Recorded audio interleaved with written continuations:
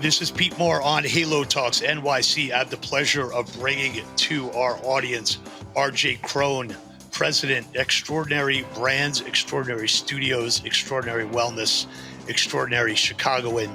Welcome to the show. Thank you. And the weather's about to change in Chicago, so get ready for winter. Well, I just attended my first Taylor Swift concert, so I'm all heated up and ready for a day of Halo Talks. Well, we could use you in January. If you can come here, it'd be great. Sounds good. So look, you've got an interesting platform that you built in a pretty short period of time. So give our audience a little background on yourself and what you're building and some of the acquisitions you made. Yeah, quick summary is I've been in franchising almost 20 years, started off in the service industry, worked many hats from a business coach to director of operations. In a small franchise system, you touch a lot of things: learning management systems, operating manuals, call centers, company-owned units. So where I cut my teeth. However, I did transition. I got a phone call from a president of a company called Julie Cartwright. Her name is Julie Cartwright from Pvolve, and she had an online on-demand modality, and that was in 2019. And she asked me if I was interested in bringing that to brick and mortar and franchising, to which I kind of half jokingly said, you're talking to a service guy. She's like, yeah, but this is a great conversation. We should continue. So A couple of months later, we had continued to talk, and we decided it was the right move for us. So I joined April 13th of 2020, right in the beginning of COVID. No one knew what was going to happen, but for us, it was a good time. We needed to be fully baked as a franchisor, operating systems, operating manual, all those things. And so I spent the next 3.5 years slowly awarding franchises, and we got to 40 franchises by the end of my tenure there in 2023. Joined Extraordinary Brands December of 2023. And we started out, we had a small cycling concept with Pvolve. And then we really started looking for different acquisitions in the boutique fitness industry. In April, we acquired Eat the Frog. In May, we went and acquired Row House. And then in August, we acquired Neighborhood Bar. And the reality was to find a diversified strategy for our franchise owners, but also for Extraordinary Brands. So you have a HIIT workout, cycling, rowing, and then a bar space. So we've been pretty aggressive in our acquisition, but the most important things to us is making sure that our franchisees are profitable. We can't award another franchise unless our franchisees are doing well themselves. So our focus has really been on support and operational support. That's great. So I'm happy to say that Eat the Frog, Row House, and Neighborhood Bar have all been on Halo Talks. So I'm assuming that your next leg of this stool is going to be one of our legacy guests. So we will help you go hunting through our archives for that. I'd appreciate that. Perfect. So look, before COVID hit, studios were definitely on a tear. You obviously had ClassPass and Gym Pass and some of these other groups out there creating a little bit of noise in how the system works and being able to sell memberships versus giving people the ability to go to, different types of modalities through a credit system. What gave you the, inertia and confidence that, we're kind of going back in the direction that we were prior to COVID, and that the unit economics are something that, as a franchisor, you're like, hey, look, this is sustainable. Yeah, I think that those are different types of memberships, to be honest with you. There's a member that does fit into what ClassPass is looking for. They're looking for variety. They want to be able to taste a lot of different modalities. But I still think the boutique fitness space of the brands that we have are still, people want to be specifically at that studio. And it's not necessarily just the modality, it's the community, right? During COVID, there were so many different conversations I heard about are people coming back once COVID's over to the studios? And the answer was overwhelmingly yes then, and it's overwhelmingly yes now. And it's just something you have to build. You can't work out by yourself down in the basement forever. You need to be able to go to that 7:30 class and be with your friends, to be there motivating, get to know your coach, understand that the coach understands who you are and what your goals are and trying to achieve. And so I think it's an important thing is that, once, a member finds the modality and the space that feels very comfortable to them, then they'd have a long-term commitment to that studio. So yes, there's always going to be ClassPass.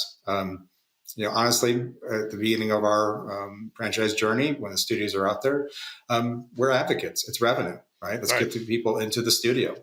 And then work on converting them into members of our current studio, and we've been quite successful with that. But I think it's not a bad thing in the industry. It allows for people to go ahead and taste a few different things. It's a little smorgasbord, but once they find the space that they like, they stick. So, as you went to buy different franchisors and different brands, each one had their own, DNA and evolution. So, what are some of the things that you looked for in Eat the Frog, which I met those guys, a long time ago when they were just starting up, and just a ball of energy, kind of shot out at you.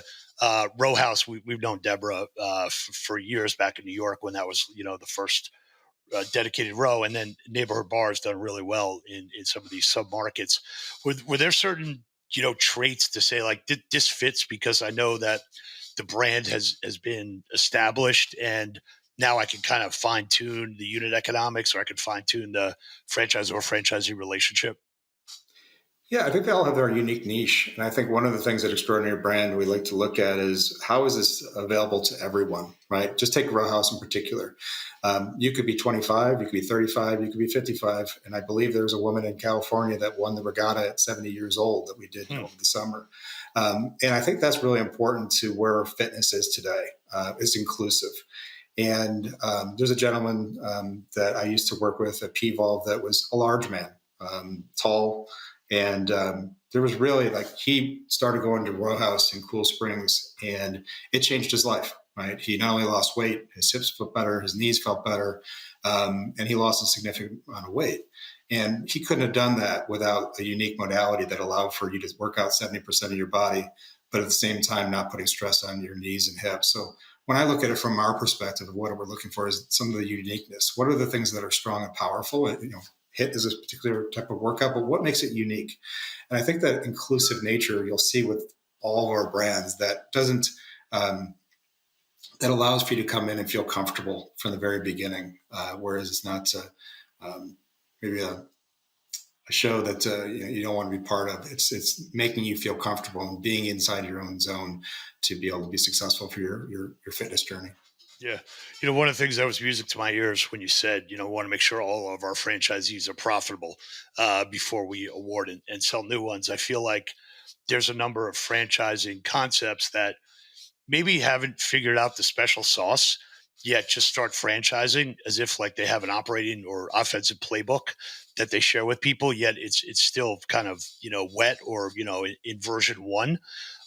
So when you see that in the market, and someone's deciding between different types of franchises, how do you kind of articulate to them, look, like we've actually got a franchising support team, we know what we're doing here, we've got a lot of experience, and you might be taking a flyer on something, but look at I haven't checked your like item 19 or FDD, but I always look at that and see how close are they to getting to like $2,000 a day is usually like a metric that I look at, and a lot of that's related to like number of classes that you have on the schedule. So, what's your view on what's in the market, and what maybe is causing some issues with franchisees and other brands?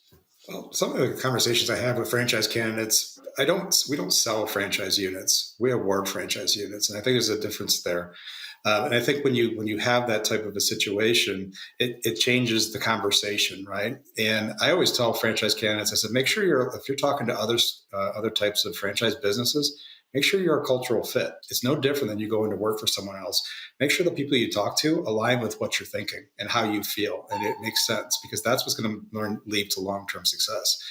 Boutique fitness and franchising in general, you're really your top. It's a top of funnel leads and converting them into a membership. It's not rocket science. Your modality is the thing that separates you from each other, but really what we do on how we acquire members is not all that different between different brands. But I would say also be cautious of looking at. We look at it from, I'm going to award you a studio that makes sense for you and your family. Is one unit what you need, or is it something that you're trying to do income replacement and you need 3 studios? I don't believe that we need to be awarding multiple packs, huge packs. I think it's trying to identify what the franchisee is looking for and aligning with their goals. and making sure that that makes sense. And I think those things kind of come across. So if they're wet behind the ear or whatever it might be, I think having those conversations shows the maturity of our system, Mm-hmm. as well as the team that we have. When we bring into a discovery day, you're going to see, director level and above individuals that are talking to that are experts in their space. I have no problems, and it's a cliche thing, to hire people that are smarter than yourself. My team is tremendously more Mm-hmm. smart than I am. I can provide the vision, but they're experts in what they do. And I think that gets communicated to the franchise candidate well. So if there's a weakness somewhere, franchise candidate will see it. So from an operational standpoint, and don't disclose things if you don't want to, but do you have a director or chief marketing officer for each one of the brands and a president of each one of the brands, or do you basically say, hey, I got a chief marketing officer for Extraordinary, and we're basically managing these brands underneath? I've seen it different done different ways, but I feel like there's definitely a benefit of providing that brand across touch points, and also see somebody who like wants to wake up and dedicate and say, hey, I'm eat the frog every day, I'm not Extraordinary. So how do you think Yeah. about toggling between the two?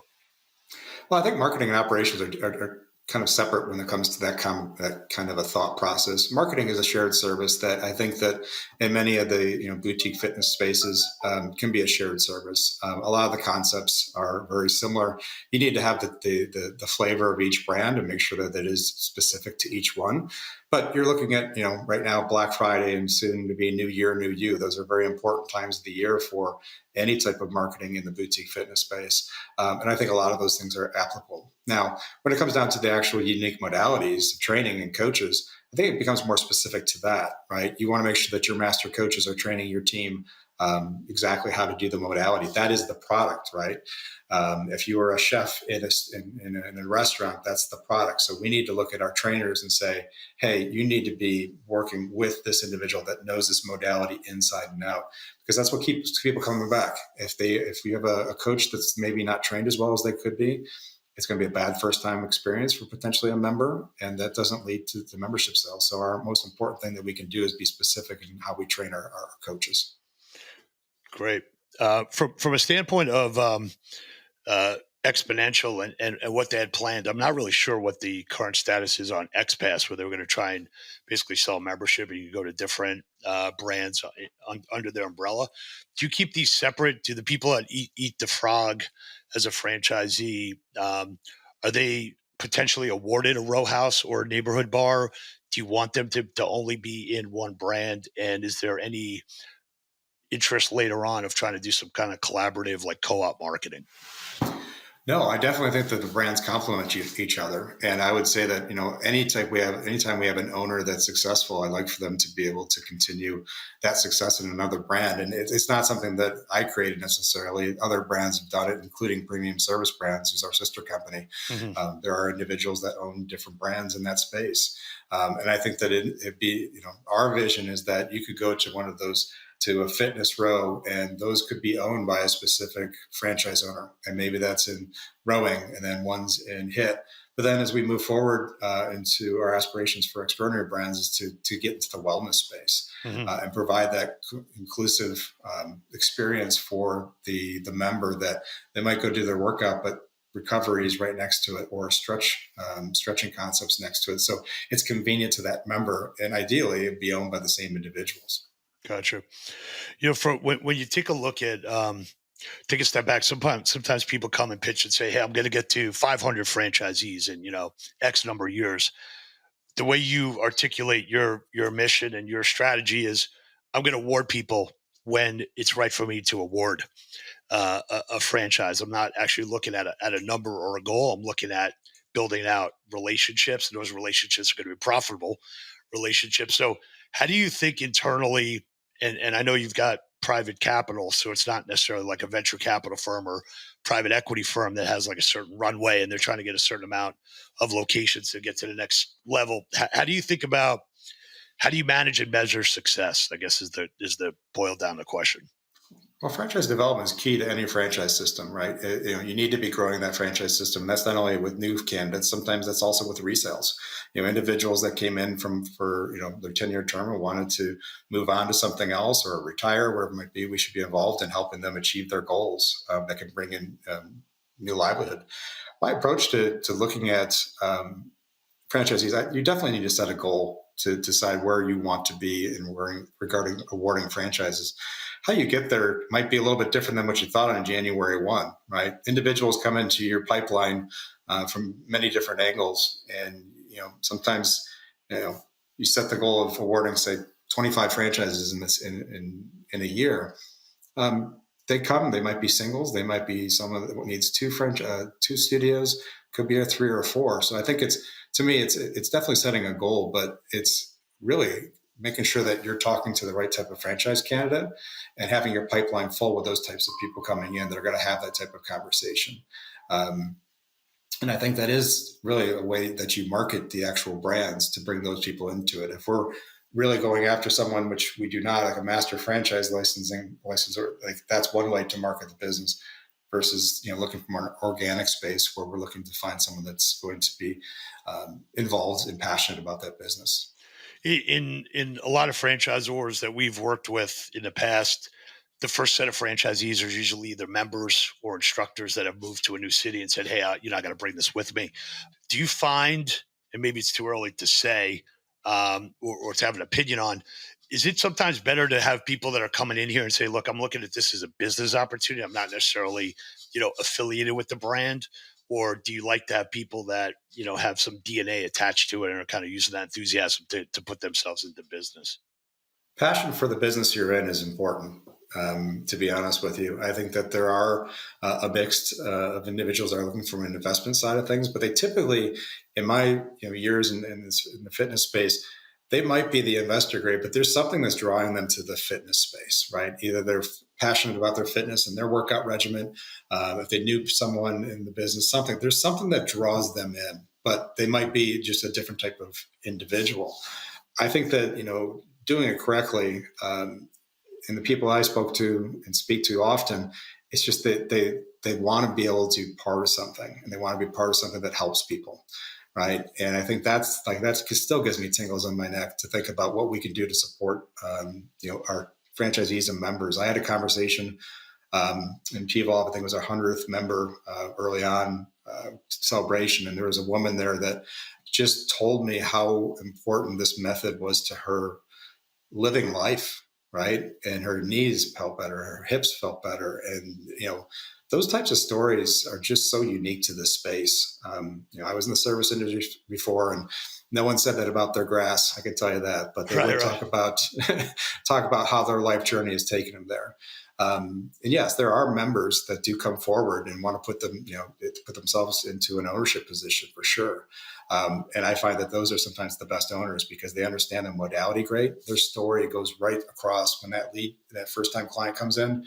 They can pitch that story and they understand what this modality can do for them. One thing that sticks out to me on the brands that you have right now is versus some of the players in the space, you have a relatively lower build out cost than some of the groups that, whether it's like a Soul Cycle or Barry's Boot Camp, that are, some of these are in the multi-million-dollar build outs. And I'm not sure what the return on investment on some of those are. So when you take a look at how you guys architect this and maybe talk a little bit about what you get besides just the brand and the operational support, not that that's minimized, but it's maximized. However, here's some of the things that maybe an entrepreneur might not be thinking about where you're like, look, I kind of nailed this for you. You don't have to worry about it. Well, I think the build out cost is probably one of the biggest things that you need to be watching as a franchisor. It's everything when it comes to someone's coming into business, if they have an SBA loan or whatever it might be, because we can minimize the SBA. And we spent a considerable amount of time value engineering the studios to take the cost out. Obviously, everyone has experienced a lot of inflation over the last few years, and construction hasn't necessarily come back to the ground that was 3-4 years ago from cost. So you have to think about things on how you're building it out. We had a bathroom in just one instance where there were 4 walls were tiled. It looked great to have the 4 walls tiled, but the reality is it was an extra $3,000-$4,000 in tiling that we needed in the bathroom. So instead of doing all 4 walls, we did it on the wet wall, right? Can we save some cost there? Is the member experience still good? Yeah, absolutely it is. And so you need to keep those costs down. And I think from an extraordinary brand side of things, we have build out costs, that are, range, but they're all reasonable, right? Yep. The unit economics will work for it. You don't need to have 1,000 members to make these concepts work. And that's really what boutique fitness is, finding 300 to 400 members that come religiously to your studio, that want to invest their time, getting to know the modality, the members, the coaches, all those things. And our investment level allows for that to actually happen. And then two questions. One is, do you have a corporate studio for each one of the brands? And are the founders still involved in each one of these brands, or are they still, consultants? Or if you want to share that just for future deals, are you looking to partner with them under your umbrella? Or is it, they maybe have run the course and are looking for a graceful, succession plan? We have both, to be honest with you. It's really it's not the deciding factor for us in regards to if they have company owned or not. If they do have a company owned studio, I do think it's interesting to use that as an incubator of thought to test things out for the franchise system. If there's not a company owned franchise, you can partner with franchisees that are leaning forward and want to try new things. The businesses have to evolve, right? And to evolve the business, you have to do testing. In one of our row house locations, we're testing out a nutrition, not a nutrition supplement, but nutrition counseling. Now, after good research, enough research, we decided that was going to be something that we felt like if it was successful, it could be scaled, but we do have to test it out in the real world right now, right? We have to make sure it is something that our members are looking for. So I think, going back to the original question about having, ownership stay around, Neighborhood Bar, the founder is still part of Neighborhood Bar, Katie Richardson. She's phenomenal. She's spent the last 12 years building that business, and why would it be silly not to keep her on our team to help learn and take those experiences and share them with an Eat the Frog, a Row House, and a Pure Velo, which she has a tremendous background in those types of things. I was at a couple of tech summits recently, and I kind of came up with this quote that says, you can't have artificial intelligence until you have intelligence. So what do you do to kind of tell these franchisees, and maybe in the background of, whatever software you guys are running, to say, hey, we actually got to fill this up with like real information, and then I can help you kind of sort it and use it. So I see you smirking, so I'm assuming you're on the same page as I am with that terminology. It's still a people business, right? There's automations that can come in to help support you and speed to lead, those types of things. But even, the reality is that you still have to be in touch with those individuals. I look at a quick short story is that if you call me after I submitted a lead, I'm not picking up the phone. However, my wife, if you call her, she's picking up every one of those calls. If you email me, I'm responding to you. So there's no replacement for, those different types of engagement with a potential member. AI is going to be part of our lives, I think, for the best, but at the same time, it does not replace the need for a personal touch to reach those people out and truly understanding their goals and what they're trying to achieve in their fitness regime. Yeah, and I actually do have one last question on Ozempic and some of these other weight loss drugs. Everyone. I've been in this industry 25 years, and everyone always said back in the day, oh, there's going to be a pill where no one needs to work out. Now it's actually, you can take this pill, but you must work out, or else you're going to be an assisted living at 35 and, lose all your muscle mass. With that coupled with like HSA, FSA reimbursements, are you seeing a wave yet of, new people entering the space, or maybe programming that's designed for like, hey, you're doing this, but you really need to do this also? Well, all those types of medications do is they're a tool. You still need to have a healthy lifestyle, right? You still have to eat correctly, and you still need to have a fitness regime of some sort that you're maintaining. So, if anything, it helps someone that maybe wouldn't be able to get into a studio because their shape or size at the time, but it allows for them to get into a space where they can go ahead and be part of a fitness studio or feel more comfortable at a fitness studio, boutique fitness.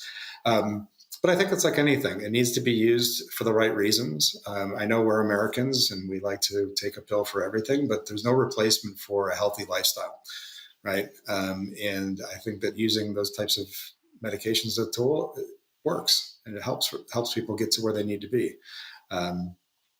Is there, a need? We do offer FSA, and we work with Optum and ASH. Yep. And we do have members that utilize that programming to help offset some of the costs that they have with the studios. So I definitely think it needs to be not only talked about at the local level with our studios, but also working with those partners in that space, that they make sure that people in the healthcare space, they do tell the benefits of what could be used if they chose to. And that comes from those insurance companies making that a little bit more vocal, a little bit more noticeable, that they have those benefits already into their insurance. Great. Well, thanks for coming on the show here. We really appreciate it. I love what you're building. It seems like you're doing it very methodically and at the right pace. And I'm awarding franchises instead of selling franchises. These are the kind of buzzwords that I hope proliferate through the industry. So someone's going to listen to this podcast and start to use the word award and not, hey, I sold. When you sell something, it's almost, determine the history of the word sell is like to sell somebody down the river, or to, get one over on them. I like looking at the derivation of words. So look forward to getting to know you, sending you some opportunities, and seeing you at the shows, and also visiting your locations as I'm traveling around. So congrats on what you built so far. It seems like a great work in progress to get you on the show now. Well, thank you very much for the invitation. Appreciated the conversation, and definitely want to see you at a show and share an adult beverage, maybe. You got it. That's fine with me. Okay, sounds good. All right. Enjoy the cold weather pending, and make sure everyone gets to the studio. Great to meet you.